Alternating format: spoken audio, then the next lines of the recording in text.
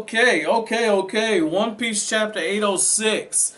Oda, you sneaky bastard there. You sneaky bastard. I see what you did there. So, let's start at the end of the chapter. Because I think this is where Oda had his most beautiful stuff. And it isn't just because he had Nami looking just absolutely beautiful. Like, god damn, man. He had Nami just looking like a straight. See, when they talked about like the feast and everything, see, Nami just wasn't a full course meal. She was the whole damn feast, man. That outfit was fucking sexy, yo. But nah, for real though. Don't let me get ahead of myself for a second, because I know you guys get tired of the Nami and Nico Robin trolling or whatnot. But when Nami's running forward, right? At first, you guys know, like, I'm all like Nami and Luffy, man. I love those two as a couple. I know the Straw Hats, you guys tell me Straw Hats will end up with each other and everything, but I mean, from a classic shonen pairing and all that other stuff, I mean, I think that's the case. I do, and I mean, some of the cover art, let me just go ahead and just double down for a second. Some of the One Piece covers, some of those covers have Luffy and Nami. I mean, I don't know. Some of those covers are kind of, maybe Oda's trolling us about something. I mean, it kind of is what it is. Now, I might talk about that in a separate video, because I've dog-eared a bunch of covers as I've been reading once. I even got the idea of putting Luffy and Nami as a couple, man. So I've been dog-earing covers because, I know you guys talk about the cover stories, but I mean, the cover art foreshadows stuff too. But anyway, man, so Nami's running forward, and she just calls out to Luffy. And I'm like, oh shit, okay, yeah, I fuck with that. I ship Nami and Luffy. That ain't what Oda's intending here. But fuck it, let me have my ship. I'm about to have some fun. She's running forward. And then all of a sudden, when Nami runs into Luffy and gets that embrace, when that happens, Zoro immediately he's like, wait, what the fuck is going on here? And at first I said, well, maybe it's because that's like a moment. And I said, well, no, that's what Sanji is. And sure enough, Nami just says, I'm so sorry, it's Sanji. And she just breaks down into tears and she's crying. And I'm like, oh shit, did Oda kill Sanji? Did Oda kill Sanji? I know you guys say, like, if you don't see the body, then the person's not dead. So that was my first instinct. And then the next thing, I was like, well, wait a second. If Sanji had been killed, Nami would be just shook the fuck up. Unless she was laying on that big-ass creature with all that fucking chest hair and fur, like an overweight giant Santa Claus. Like, even then, right? Even then, I was like, well, maybe she might have been going through depression and might have been laying down asleep. But I was like, nah, I don't get that vibe. So, like, what the fuck happened to Sanji? And I think we can start going back to that wanted poster. Because Oda changed it from dead or alive to all of a sudden alive. And we know the Straw Hats were being chased. First they were being chased by Big Mom's pirates. Looked like they shook away Big Mom's pirates. And then you had those other people who were on the island chasing after them. So I'm guessing somewhere off panel they probably caught Luffy. Not Luffy, they caught Sanji. Those pirates. The ones that were chasing Nami and Momonosuke, and they were after the samurai. So I'm guessing they must have caught Sanji.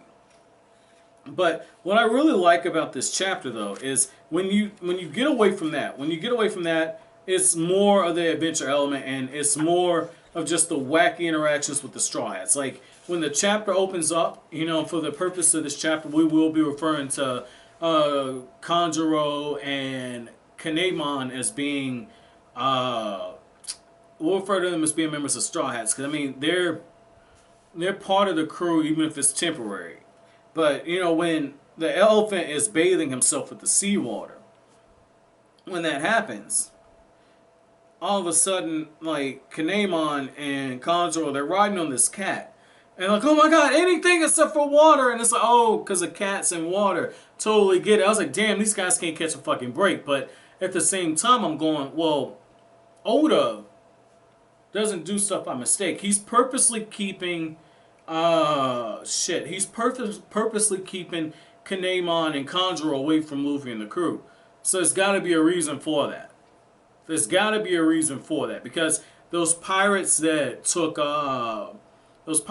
I think might have took Sanji, looking for the samurai, and you don't see Momonosuke in this either. You don't see Momonosuke in the picture with Nami and Sanji and everything. I think all that's done by purpose. I think Oda's setting up another side arc.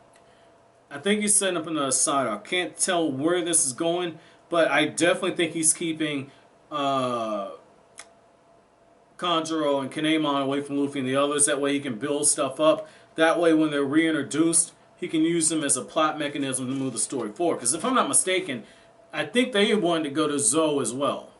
So I mean, that's an interesting way to kind of look at it. But like, again, just the mechanics on this island. So because they're so high up in the fucking air, it's just like, well, how are they getting food? I always wondered that. And I was like, how the fuck are fucking plants and shit and full trees and forests just growing on the back of this fucking elephant?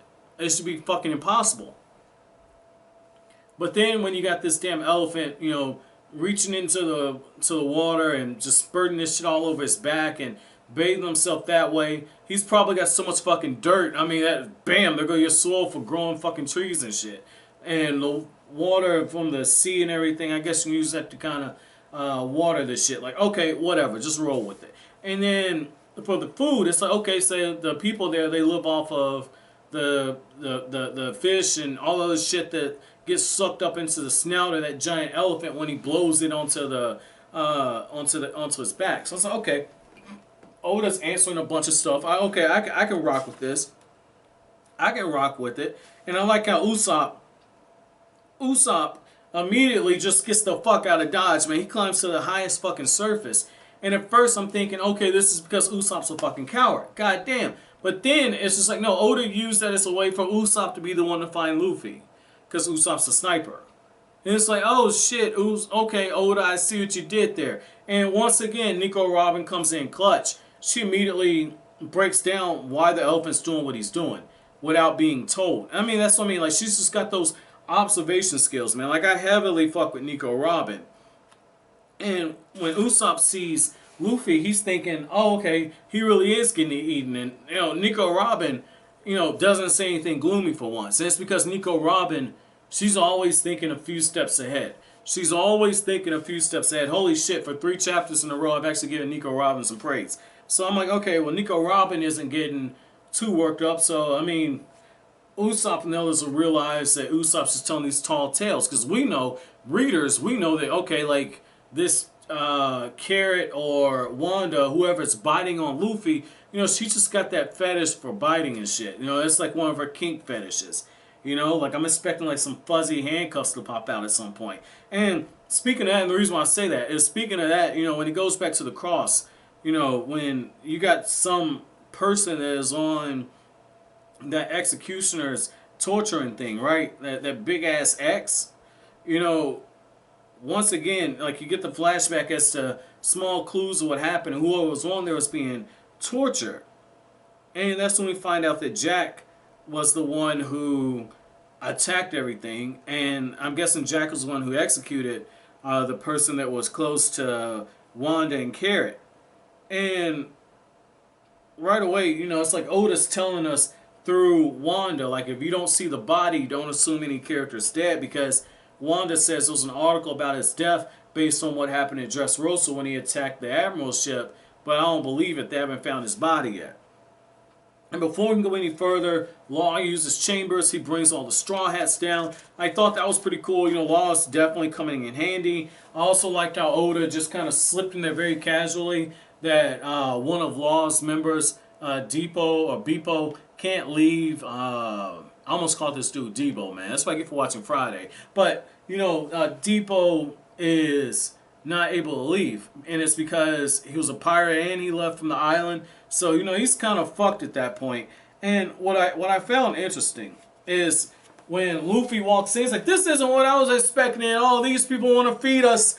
Bring on the meat. And in typical Oda fashion, we've had so many soft hands He's got to hit us with the heavy hand. This is a hell of a cliffhanger. What the fuck happened to Sanji? So what I want to know from you guys is, at this point, what did you think happened to Sanji? But as always, guys, if you like anything I had to say, don't forget to comment, rate, subscribe, and share. Thank you so much for watching all the way to the end. Have an awesome day, guys.